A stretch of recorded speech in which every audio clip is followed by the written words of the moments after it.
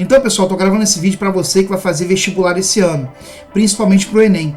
É comum nas questões do Enem cair em coisas que você nunca viu, tá? Mas sempre relacionadas a conhecimentos prévios que você tem que ter.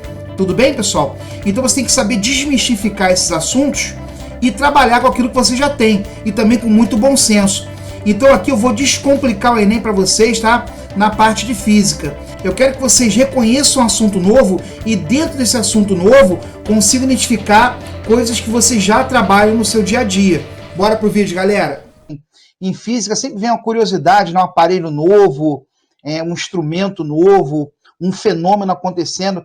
Pode ser em física de partícula, pode ser coisa do dia a dia e a gente nunca parou para pensar. Então bota isso na cabeça. Vai ter uma coisa ali que você nunca viu, tudo bem? Não é para se assustar. Então é fato, nunca vi algo igual.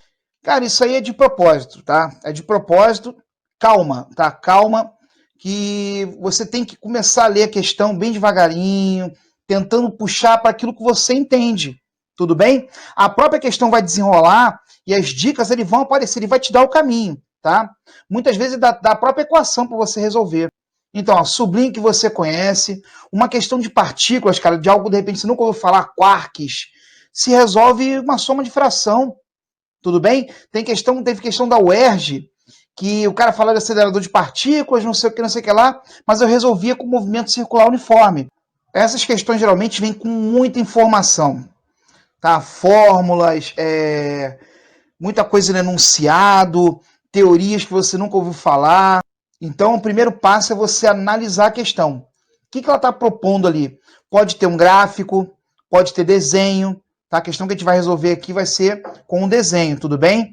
O Enem vai sempre colocar alguma coisa de forma sintética ali, uma síntese desse problema num gráfico ou num desenho. Então tem que saber interpretar também gráfico e desenho, tá, pessoal? É importante que você conheça as competências e as habilidades do Enem. Agora, o mais importante de tudo, uma competência e uma habilidade que o candidato tem que ter. Conhecimento prévio do que você já utiliza para reconhecimento de algo novo, algo inesperado. E o mais importante, galera, o bom senso, tá? O bom senso tem que estar aliado ali à física, à biologia, à química, todas as matérias, tudo bem? Para resolver as questões.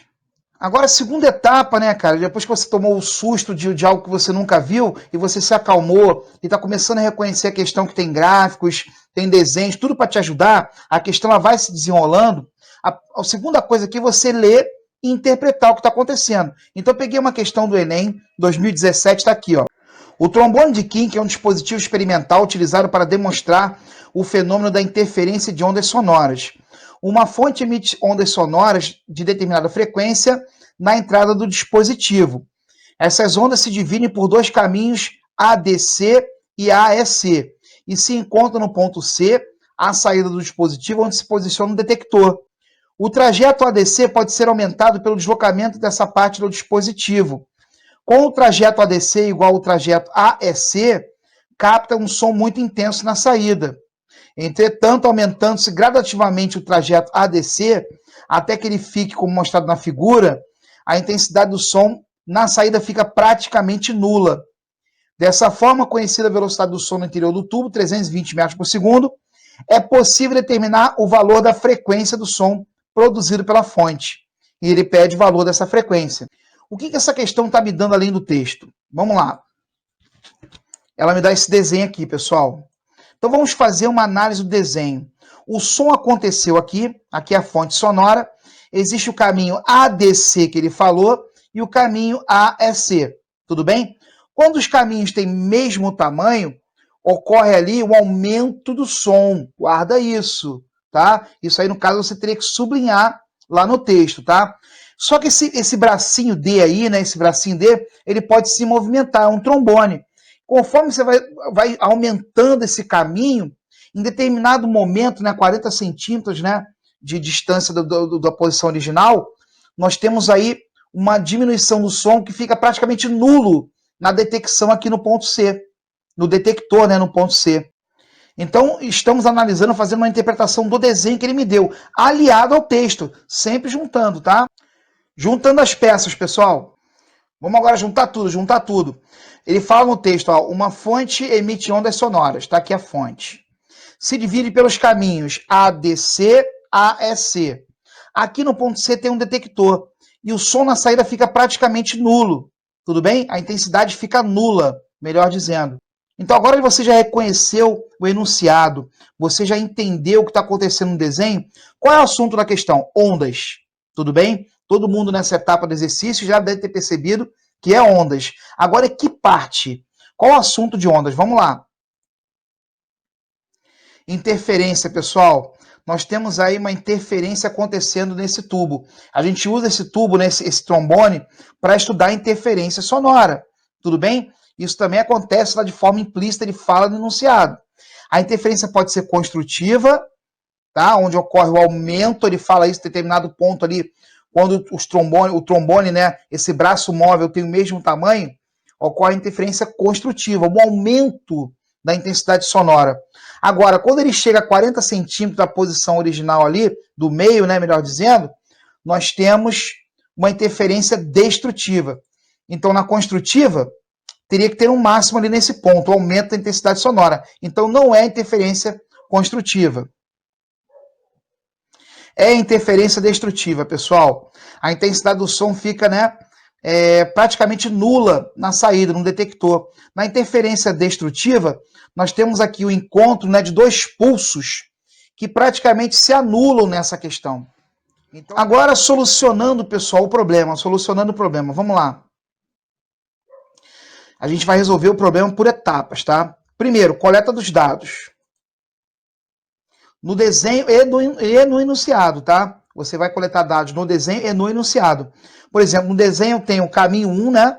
80 centímetros, que é 40, e ele volta mais 40, 80 centímetros. O caminho 2 seria 30 mais 30, 60 centímetros. E ele dá a velocidade do som 320 metros por segundo. Agora, o que eu vou utilizar de física, né, para resolver essa questão? A gente sabe que é uma questão de interferência. E sabe que a interferência é destrutiva. Então nós temos aqui a equação de interferência, que serve para qualquer interferência. Fonte sonora 1, fonte sonora 2. Você vai pegar a diferença das distâncias, tá? D1 menos D2, ou D2 menos D1, isso aí é em módulo, tá, pessoal? Igual a N lambda sobre 2. Lambda é o comprimento de onda. Agora, as ondas vibrando em concordância de fase, no caso, essa questão é em concordância de fase, porque é a mesma fonte. O som só tomou caminhos diferentes, mas é a mesma fonte. Então, as fontes vibrando em concordância de fase, se esse N for par, 0, 2, 4, 6, a interferência vai ser construtiva. Se o N é ímpar, a interferência é destrutiva. A gente já sabe que a interferência é destrutiva, então vou colocar o N igual a 1. Por que o N igual a 1? Porque é a primeira vez que acontece a interferência destrutiva, onde a intensidade sonora fica praticamente nula. Ele começou 30-30, né? Ele foi esticando esse tubo do trombone. Quando chegou a 40, a intensidade foi para baixo, né? Diminuiu muito. Então, vou colocar N igual a 1. Seria o primeiro ponto nodal, né? A primeira vez que acontece a interferência destrutiva. Agora, cálculos e conclusões. Pessoal, você também não pode esquecer, tem que sublinhar qual é a pergunta, né? Ele pediu a frequência, não posso esquecer disso. Então, utilizando aquela fórmula, diferença das distâncias, 80 menos 60, isso aí tem que dar positivo, por isso que eu peguei o maior menos o menor. 80 menos 60 igual a 1 lambda sobre 2. O 1 eu falei para vocês, né? Primeira vez que ocorre interferência destrutiva. 40 menos 60, 20 vezes 2, 40 centímetros, 0,4 metros. Tem que passar para metro, porque a velocidade está em metro por segundo. Por isso é importante você grifar lá os valores, né? Coleta dos dados, tudo bem? Utilizando a equação de onda, pessoal, V igual a lambda F. Então tem 320 dividido por 0,4. Frequência 800 Hz. Bom, galera, espero que tenha ajudado. Muito obrigado e até a próxima.